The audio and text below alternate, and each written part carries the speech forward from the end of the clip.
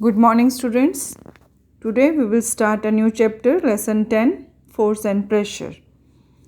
In this lesson, you will learn about force and the effects of force. You will also learn about types of forces and application of air pressure. So, let us start our lesson. The first word is force. In physics, a push or pull is defined as a force.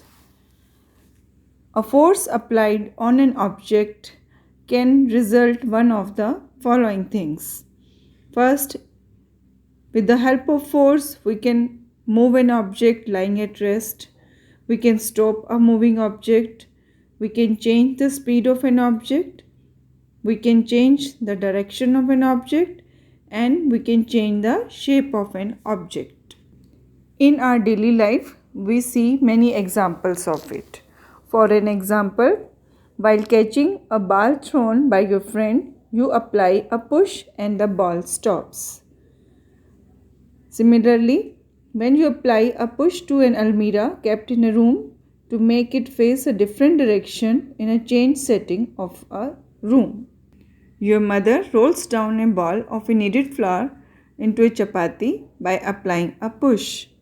And you have been playing with molded clay of different colors, making it into so many different shapes.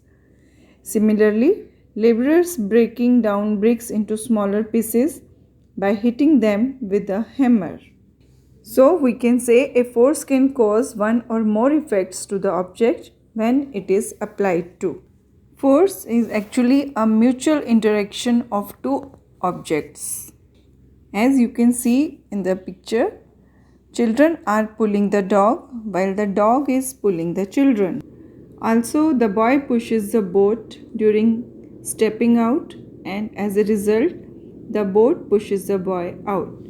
In these examples, the two objects are mutually interacting, thereby applying force on each other. So, we can say that to apply a force, a minimum of two bodies must interact with each other. Now we will see what happens when more than one force act on a body. If the forces are applied in the same direction simultaneously, they add together to produce a large effect in the same direction. The resultant force is obtained by adding the magnitude of the forces algebraically in the same direction. For example, if you have to move a fully occupied almirah, you can't move it. But if you take the help of your friend, then you can easily move it because you both are applying the force in the same direction. The forces simply add together. In case two opposite and unequal forces act simultaneously on an object, the object will move in the direction of the bigger force. For example, अगर एक table है, one side आप खड़े हो और दूसरी side आपका कोई ब्रदर या सिस्टर जो 3rd 4th क्लास में है वो खड़ा है, तो दोनों उस टेबल को पुश कर रहे हैं. एक तरफ से आप पुश कर रहे हो, दूसरी तरफ से वो छोटा बच्चा पुश कर रहा है. तो टेबल जिस तरफ से आप पुश कर रहे हो उस डायरेक्शन में मूव करेगी क्योंकि आप उससे ज़्यादा फोर्स लगा रहे हो. But if two equal forces act on the same body simultaneously in the opposite direction, they cancel each other.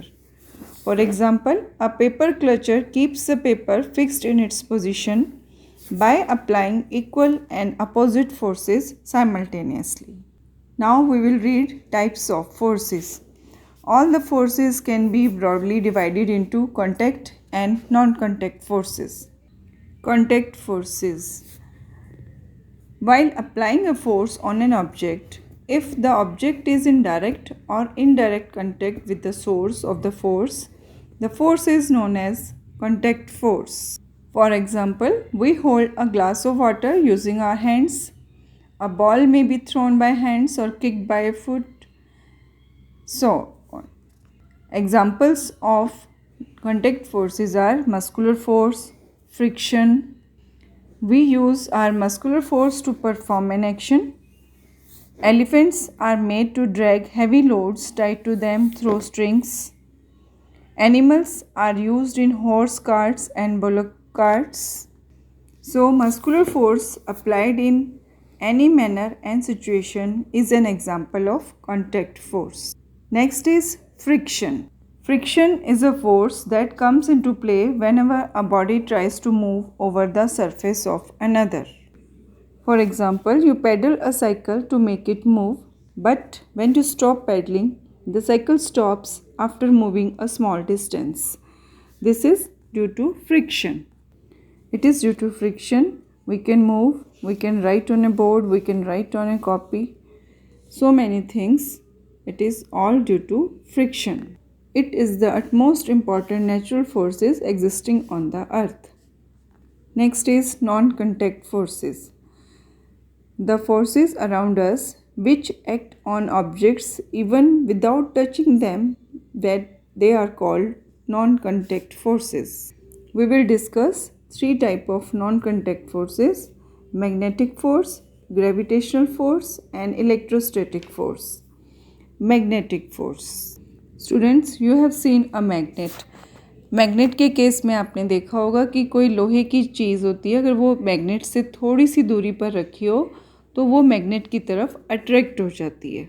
So without touching the iron is attracted towards a magnet.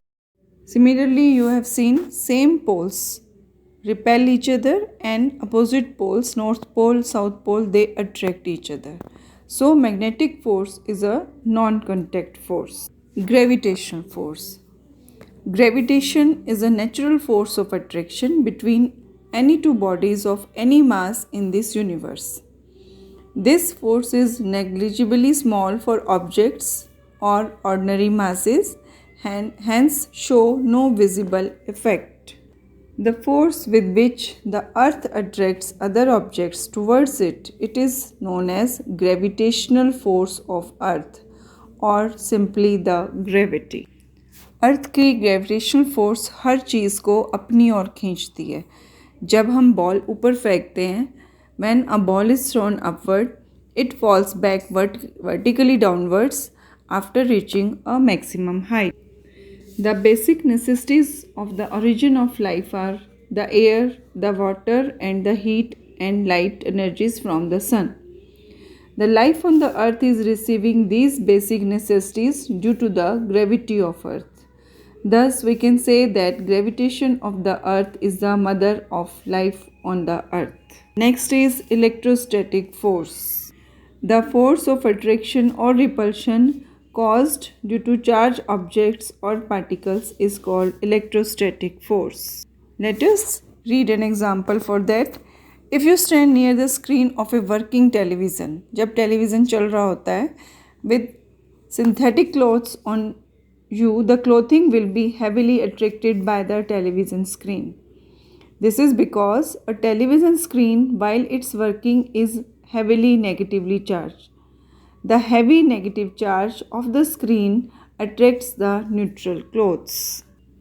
Similarly, कुछ activities आप class में भी करते हैं, जैसे आप एक scale को हम हेड पर रब करते हैं तो वो चार्ज हो जाता है, और अगर हम उनको छोटे छोटे पेपर्स की और स्केल को ले जाएंगे तो पेपर्स उसकी तरफ अट्रैक्ट होते हैं, क्योंकि रब करने से स्केल जो होता है वो थोड़ा सा चार्ज हो जाता है और वो फिर न्यूट्रल जो पेपर्स हैं छोटे छोटे उनको अपनी तरफ अट्रैक्ट करता है.